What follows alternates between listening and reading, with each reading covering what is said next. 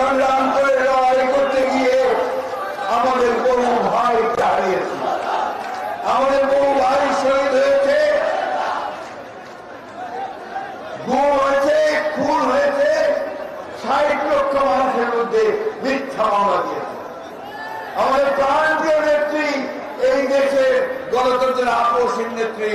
দেশের নেত্রী বেগম খালেদা জিয়াকে অন্যায়ভাবে সাজা দিয়ে কারাগারে 6 বছর আটক করে রাখা হয়েছিল। আমাদের নেতা, যে নেতা আমাদেরকে নেতৃত্ব দিচ্ছেন,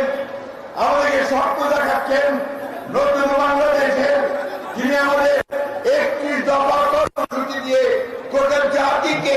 সামনের দিকে এগিয়ে যাওয়ার কাজ শুরু করেছেন, সেই নেতাকে মিথ্যা মামলা দিয়ে নির্বাসিত করে রেখেছিল। বন্ধুগণ,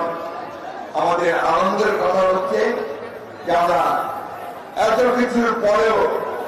দমে না গিয়ে আমাদের দেশের প্রিয়ম খালেদা জিয়ার নেতৃত্বে এবং পরবর্তীকালে আমাদের নেতা জনাব তারেক রহমানের নেতৃত্বে আমরা আন্দোলন করেছি, আমরা কারাভোগ করেছি, নির্যাতিত নিপীড়িত